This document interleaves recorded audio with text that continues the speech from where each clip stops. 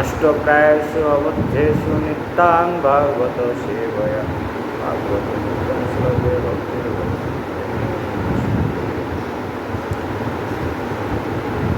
দ্বিতীয় স্কন্ধে ওম নম, ওটা বলেছি না ভাগবত বাসুদেব, দ্বিতীয় স্কন্ধের পঞ্চম অধ্যায়ের আজকে 4টি শ্লোক, মানে 26, 27, 28 এবং 29। এই 4টি শ্লোক পরস্পর সংযুক্ত, তাই একসঙ্গে প্রভুপাদ এটা যুক্ত করেছেন।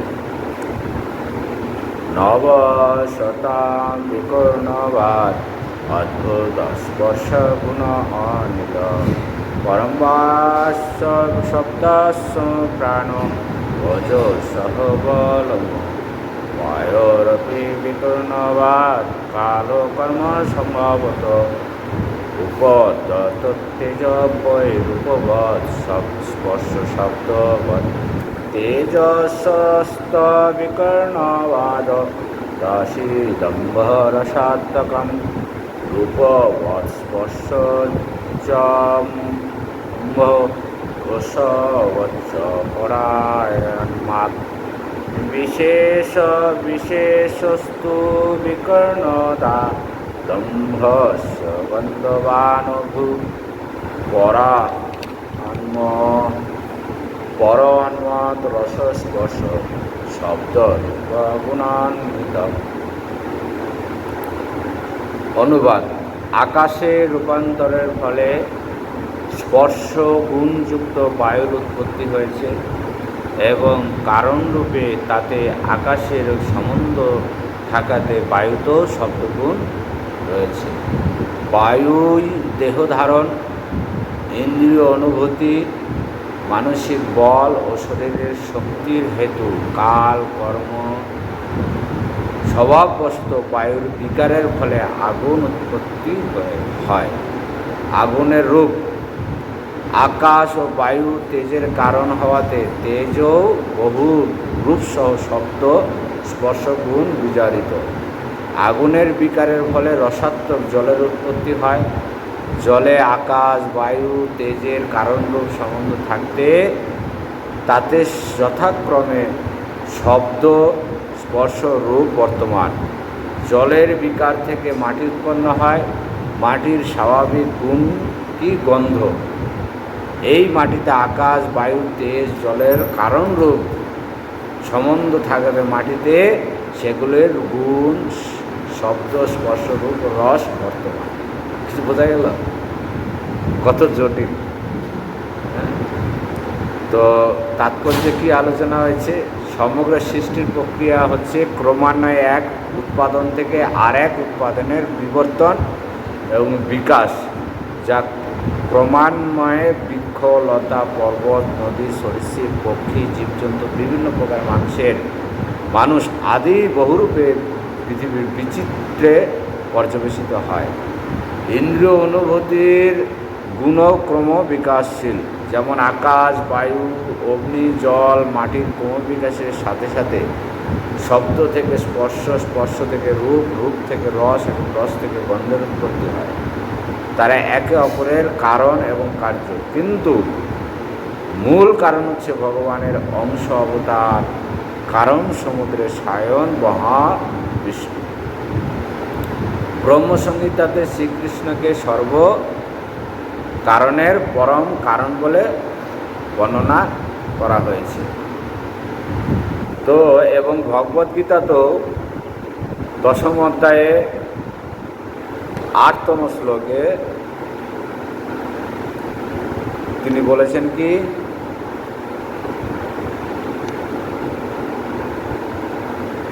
অহং সর্বস্ব প্রভব মত্ত সর্বং প্রবর্ততে ইতি মত্তা ভজন্তে মাম বোধা ভাবং স্মিতা।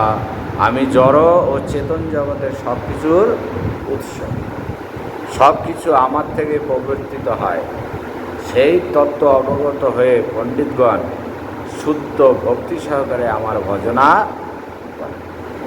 তাহলে আমাদের কি জানতে হবে? আমি এই শ্লোকের উপরেই আজকে থাকব, কারণ এটা অনেক জটিল তত্ত্ব। সেই জটিল তত্ত্বে শুধু এইটুকু আমি বলতে চাই যে ভগবানের যে সৃষ্টি, এই সৃষ্টি পরস্পরের সঙ্গে সমন্বিত এবং পরস্পরের সঙ্গে যুক্ত। প্রথম কি উৎপন্ন হয়েছে? আকাশ। বলছে আকাশ মাটির সঙ্গে যুক্ত, মাটির সঙ্গে আকাশ যুক্ত। তার মানে বায়ুর সঙ্গে কি যুক্ত? জল যুক্ত।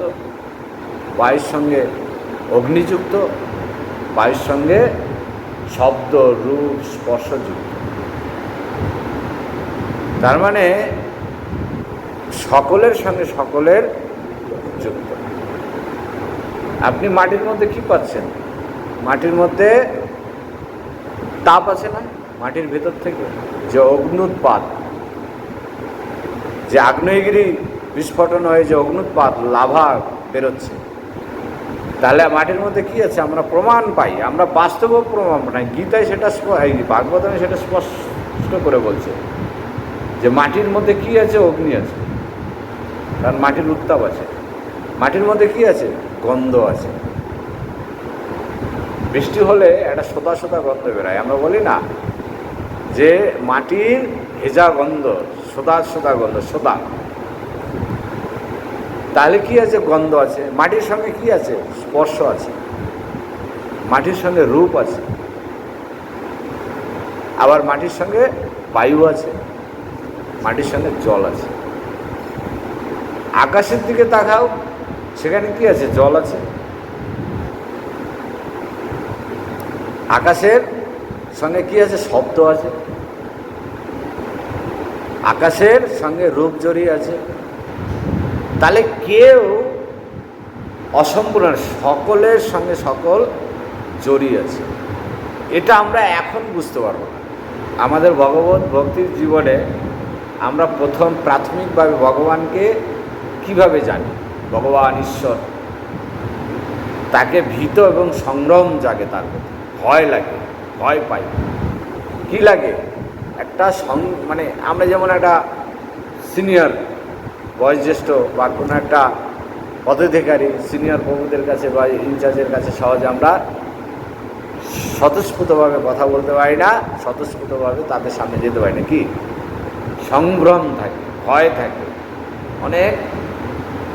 কিন্তু যখন তার সঙ্গে আমরা মেলামেশা করতে থাকি একটু একটু করে, একটু একটু করে, তিনি যখন অভয় দেন, যখন তিনি তার স্বাভাবিক স্বরূপটাকে আমাদের কাছে ইয়ে করেন, ভগবান আমাদের ইনচার্জ আমাদের বা জ্যেষ্ঠ ভক্ত আমাদের সুযোগ দেয়, তখন সহজ, স্বাভাবিক, সাবলীলভাবে আমরা তার সঙ্গে বুঝতে পারি। তদ্রূপ আমরা যখন ভগবান ভক্তি জীবনে আসি, তখন ভগবানের প্রতি সেই ভয়, সংগ্রাম আদি আমাদের থাকে। কিন্তু সেবা করতে করতে, ভগবত তত্ত্ব সম্বন্ধে জানতে জানতে ভগবানের প্রতি আমাদের কি হয়? অনুরাগ, প্রীতি জন্মায়। মানে তার প্রতি আমাদের একটা ভালোবাসার জন্ম। এইভাবে যখন ভালোবাসার জন্মায়, তখন আমরা ভগবানের সান্নিধ্যে আসতে পারি, ভগবানকে আরও সুন্দর মাধুর্যভাবে ধীরে ধীরে জানতে পারি।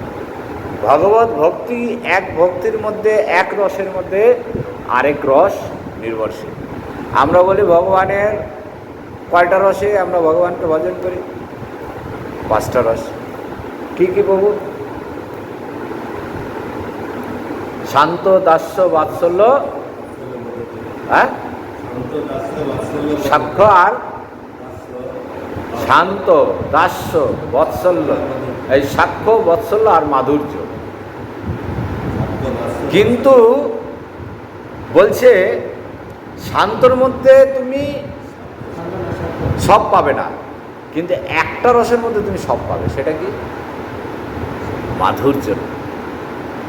অর্থাৎ মাধুর্য রসে যে প্রেম করে, সে তার প্রেমিককে বা তার প্রেমিকাকে সে কখনো শাসন করে, কখনো সংগ্রাম, শ্রদ্ধা করে, তাই না? কখনো মাতৃত্বের মতো তাকে কি করে? স্নেহ দেয়, তাই না? একটা নারী কখনো মা রূপে, কখনো ভগিনী রূপে, কখনো বন্ধু রূপে, কখনো প্রেমিকা রূপে সে তার সঙ্গে যুক্ত হয়। তদ্রূপ ভগবান হলেন রসের সার, অবতারও সার, গোরা অবতার, অর্থাৎ অবতারও সার, অর্থাৎ ভগবানই হলেন সমস্ত কিছুর সারতত্ত্ব। সেটাই বলেছে যে অহং সর্বস্ব প্রভব মত্ত সর্ব প্রবর্ততে ইতি মত্মা ভজন্তে মাম বুধা ভাব সমন্বিতা। আমি জড় ও চেতন জগতের সব কিছুর উৎস।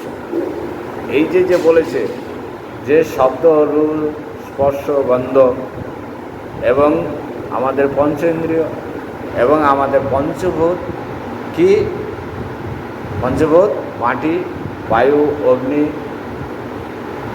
এরকম আকাশ, সব কিছুর মূলে হলেন কে? এই ভগবান। তিনি হলেন সব কিছু। তিনি বলছে যে ক্রমান্বয়ে সব কিছু, ক্রমান্বয়ে অর্থাৎ বিবর্তনের মাধ্যমে এই জগতের সৃষ্টি প্রকাশিত। তো এই বিবর্তন বর্তমান এই যে আধুনিক বিজ্ঞান সভ্যতা কি বলেছে? এই ক্রমান্বয় অর্থাৎ বিবর্তনের একটা তত্ত্ব খাড়া করেছে। তারা বলছে যে এই জীব, প্রাণী আদি এই প্রকৃতির সৃষ্টির বর্তমান পরিস্থিতি, মনুষ্য পরিস্থিতি, এটা একদিন তারা কি বন্য মনুষ্য রূপেছে এবং এক প্রাণী থেকে আরেক প্রাণীর বিবর্তনের ফলে উন্নত মানের কি জীব সৃষ্টি হয়। সেই জীব একসময় এসে বন মানুষ পরিণত হয়। সেই বন মানুষ থেকে ধীরে ধীরে নাকি এই মানব সভ্যতা গড়ে ওঠে। এটা হলো ডারউইন তত্ত্ব। কিন্তু আমাদের ভগবত তত্ত্ব আলাদা কথা বলে। ভগবত তত্ত্ব বলছেন যে আমার প্রথম কি ব্রহ্ম, আমার প্রথম সৃষ্ট জীবকে ব্রহ্মা, এবং সেই ব্রহ্মা সৃষ্টি হলেন এবং সেই ব্রহ্মা কিভাবে প্রকাশ পেলেন আমরা সব তা ভাগবতের মাধ্যমে জেনেছি। সেই ব্রহ্মার হৃদয়ে তিনি বিদ্যারূপে কি দান করেন? বেদ দান করেন। এবং সেই ব্রহ্মা ভগবানের অনুপ্রেরণায় তিনি প্রথম মানব সৃষ্টি করেন কি? কাকে? প্রভু মনুকে। এবং স্ত্রী রূপে সৃষ্টি করেন শতরূপকে। অথচ ডারউইন তত্ত্ব, বিজ্ঞান তত্ত্ব আলাদা কথা বলে। তাহলে আমাদের বংশ পরম্পরায়, আমাদের যে সর্বোত্তম পিতৃপুরুষ বংশ পরম্পরায় আমরা হলাম কার সন্তান? ব্রহ্মার প্রপিতামহ। প্রপিতামহ বলতে ব্রহ্মা, এবং ব্রহ্মার সন্তান মনু। সেই মনু থেকে নানানভাবে এই মানুষ প্রথম সৃষ্টি হতে থাকে। এবং বলছে শুধু তাই নয়, ব্রহ্মা কি করলেন? ব্রহ্মা শ্রেষ্ঠ মুনি ঋষিদের তার অঙ্গ থেকে নানানভাবে, তার হৃদয় থেকে, তার মুখ থেকে, তার অঙ্গ থেকে, তার বাহু থেকে এই মুনি ঋষি আদি ওনাদেরকে প্রথম উৎপত্তি করলেন, সৃষ্টি করলেন। এবং আমাদের পূর্বপুরুষ এই যে গোত্র, আমাদের গোত্র, কাশ্যপ গোত্র, শাণ্ডিল্য গোত্র, এর মানে কি? এর মানেটা কি? কশ্যপ তো তিনি মুনি ছিলেন, শাণ্ডিল্য তিনি মহামুনি ছিলেন। তাহলে আমাদের গোত্র এরকম হয় কেন? আসলে আমরা হলাম তা সেই শাণ্ডিল্য বা কাশ্যপ আদি যে মুনি ঋষি, মহান ঋষি আছে তাদের বংশধর। তাহলে আমাদের বংশধর কে? মুনি ঋষি। আমাদের বংশধর বানর না। ওই ডারউইনের বংশধর বানর হতে পারে, বন মানুষ হতে পারে, কিন্তু আমাদের বংশধর হলেন মহান মহান মুনি ঋষি। সেই মহান মহান মুনি ঋষির মাধ্যমে আমাদের বর্তমান বংশ পরম্পরা ধারায় আমরা তার গোত্রকে আমরা অবলম্বন বা ধারণ করেছি, তার গোত্রের দ্বারাই আমরা পরিচিত হচ্ছি। কিন্তু তাহলে তার সন্তান হয়ে, এই মহান মহান ঋষি মুনির সন্তান হয়ে আমাদের কেন এরকম অধপতিত চরিত্র? মুনি ঋষির সন্তান তো মুনি ঋষি হওয়া উচিত, ব্রাহ্মণের সন্তান ব্রাহ্মণ হওয়া উচিত। কিন্তু এই মুনি ঋষির সন্তান বা ব্রাহ্মণের সন্তান হয়ে তারা কেন এই মুচি আচরণ বা ইতর শ্রেণীর আচরণ করছে? কারণ বলছে যে আমরা মায়াচ্ছন্ন হয়ে মায়ার অধীনে আমাদের বিকৃত স্বরূপ আচরণ, আমাদের শরীরের আকার বিকার সেই মুনি ঋষিদের মতো বা মানুষের মতো আছেন, কিন্তু আমাদের আচরণ হলো পশুবৎ হয়ে গেছে, পশুর মতো হয়ে গেছে। তাহলে এই মায়াও হলো ভগবানের অধীনস্থ শক্তি। এই মায়া শক্তির দ্বারাই ভগবান আমাদের কি করছেন, এই ত্রিতাপ ক্লেশ আদি দিয়ে আমাদের শাসন করছেন, আমাদের সংশোধন করছেন। তথাপিও এমন দুর্দৈব যে মায়া, মম মায়া দূরত্বয়া, বলছে আমার মায়াকে অতিক্রম করা এত সহজ নয়, তাই না? এই ধরেন আমার লোকাল প্রশাসন বা আমার এমএলএ বা আমাদের এই মন্ত্রীবদ যিনি আছেন, এবং তিনি যদি আপনার উপরে একটা কিছু প্রভাব সৃষ্টি করেন, আপনি কিন্তু তার প্রভাব থেকে মুক্ত হতে পারবেন না, কারণ তিনি হলেন এখানকার সর্বাধিকারী, তিনি এখানকার অধীশ্বর, এখানকার প্রভাবশালী সর্বোত্তম অধীশ্বর। তার প্রভাব মুক্ত হয়ে কিন্তু আপনি শ্বাস নেওয়া আপনার কঠিন হয়ে যাবে। তাহলে তার এই প্রভাব থেকে মুক্ত হতে গেলে কি করতে হবে?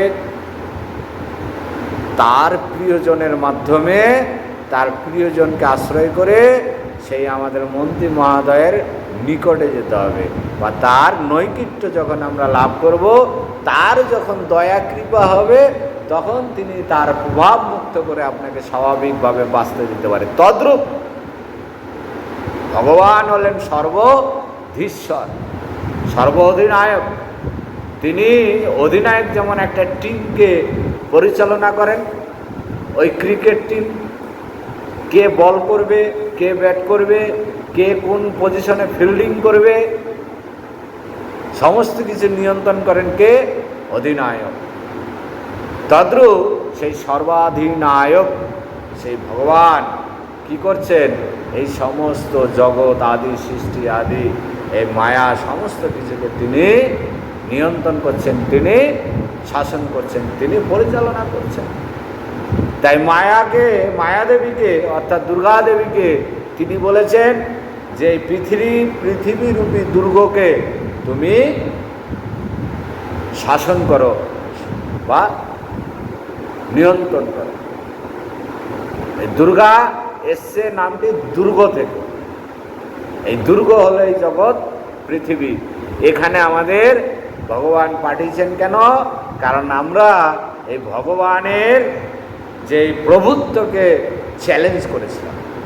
যেমন আপনি লোকাল ক্ষমতাশীল নেতাকে চ্যালেঞ্জ করে আপনি এক মুহূর্ত টিকতে পারবেন না, তদ্রূপ আমরা কি করেছি? ভগবত ধামেই ছিলাম, তার অধীনস্থ ছিলাম, কিন্তু সেই অধীনস্থ থাকা অবস্থায় আমাদের যে স্বতন্ত্র সত্তা, যে ভগবানের অংশ হওয়া সূত্রে আমরা ভগবানের কিছু গুণ পাই, সামান্য স্বতন্ত্রতা গুণ পেয়েছিলাম। সেই স্বতন্ত্রতার গুণের অপব্যবহারের ফলে আমাদের ভিতরেও একটু প্রভুত্ব এসে কি করেছিল? উদয় হয়েছিল হৃদয়ে, প্রভু সাজার বাসনা হয়েছিল। প্রভুর সেবা করতে গিয়ে আমাদেরও সেবা পাওয়ার বাসনা হয়েছিল, কিন্তু চিন্ময় ধামে একমাত্র তিনি প্রভু, আর সকলেই হলেন তার দাস। তাই ভগবান কি করলেন? যে তোমার অন্তরে যেহেতু একটু সেবা পাওয়ার বাসনা জন্মেছে, প্রভু হওয়ার বাসনা যে জন্মেছে, ভোগ করার বাসনা হয়েছে, তাই ভোগ এই চিন্ময় জগতে ভোগ নেই, আছে শুধু কি প্রভু? সেবা।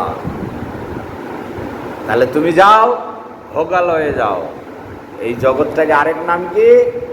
ভোগালয়। এই জগতের নাম দুর্গ, এই জগতের নাম ভোগালয়, এই জগতের নাম দুঃখালয়, এই জগতের নাম শিক্ষালয়, এই জগতের নাম সংশোধনাগার। তাহলে ভগবান পাঠালেন কেন? আমাদের জেলে পাঠাই কেন? আমরা অপরাধ করলে জেলে পাঠাই কেন? সংশোধন হতে আর শাস্তি ভোগ করতে। যে আমাদের জেলে গিয়ে যেন আমাদের সর্বদাই প্রতিক্ষণে আমাদের স্মরণ হয় যে আমি অপরাধ করেছি। তাই আমাদেরকে কি করে? জেলার যেমন শাস্তি দেয়, তদ্রূপ জেলের কিছু নিয়ম কানুন বা জেলের সংবিধান বা জেলের রীতিনীতিকে যদি আমরা ঠিক করে ফলো করি, তাহলে আমরা সংশোধন হয়ে আবার স্বাভাবিক জীবনে ফিরে যাই। তদ্রূপ ভগবান এই জেলখানা রূপে এই জগতে এই সংশোধনাগারে আমাদের পাঠিয়েছেন, যাতে আমরা সংশোধন হয়ে আবার স্বাভাবিক অর্থাৎ ভগবত ভক্তি জীবনে ভগবত ধামে ফিরে যেতে পারি। কিন্তু কথাই বলে না যে স্বভাব যায় না মরলে, কি জানো, কালি যায় না কয়লা ধুলে, আর স্বভাব যায় না মরলে। আমাদের এই যে স্বভাব, এই স্বভাব কি করে? আমাদেরকে সেই জেলখানায় নিয়ে গিয়েও প্রভুত্ব করার সেই স্বভাবটা থাকে। তাই জেলখানায় গিয়েও আমরা সেই সংশোধন হই না। তদ্রূপ আমরা এই জগতে এসেও আমরা কি করছি? আমাদের পাঠালো শিক্ষা পাওয়ার জন্য, সংশোধন হওয়ার জন্য। আমরা এই জগতে এসে কি করছি? সেই কর্তা সেজে ইন্দ্রিয় বশবর্তী হয়ে মায়ার আচ্ছন্ন থেকে আমরা কর্তা হওয়ার বাসনায় প্রভুত্ব করার চেষ্টা করছি। আমরা দাস না হয়ে কি হচ্ছি? প্রভু হচ্ছি। এই কারণে কি হচ্ছে? আমাদের যে ফিরে যাওয়ার পথ, যা আমাদের ক্রমান্নতি, সেই ক্রমান্নতির মাধ্যমে ধীরে ধীরে আমরা যে ভগবত ধাম, আমার স্বধাম, যেখান থেকে আমরা পতিত হয়েছি, সেই স্বধামের দিকে আমরা এক পা এগোতে গিয়ে 10 পা পিছিয়ে যাচ্ছি। তাহলে আমাদের কি করতে হবে? আমাদের এই ভগবত শ্রীমদ্ ভাগবতমের মাধ্যমে সেই ভগবত তত্ত্বকে উপলব্ধি করতে হবে। যতক্ষণ আমরা ভগবানের সেই ভগবত তত্ত্ব আত্ম উপলব্ধি না করছি, অন্তরে অনুধাবন না করছি, ততক্ষণ কিন্তু আমাদের ভগবানের প্রতি যে প্রীতি জন্মানো উচিত ছিল, সেই প্রীতি কিন্তু জন্মাচ্ছে না। যতক্ষণ ভাববেন যে আমি ভগবানকে অনেক ভালোবাসি, ভগবানকে অনেক ভালোবাসি, ভগবানকে অনেক ভালোবাসি, আমরা যতই মুখে মুখে এই কথা উচ্চারণ করি না কেন, জয় ঢাক পিটাই না কেন, যতক্ষণ আমরা সম্পূর্ণ মায়ামুক্ত না হতে পারছি, যতক্ষণ আমাদের লোভ, লালসা, মদ, মাৎসর্য, ঈর্ষা আদি যতক্ষণ মুক্ত না হচ্ছে, বুঝতে হবে যে আমরা ভগবানকে ভালোবাসতে এখনো পারিনি। যারা ভগবানকে ভালোবাসেন তারা সপচ কুকুরভোজী এবং সর্বনিম্নতম জীবটাকে পর্যন্ত সে কি করবে? দয়ার চোখে দেখবে, প্রীতির চোখে দেখবে, ভালোবাসার চোখে দেখবে।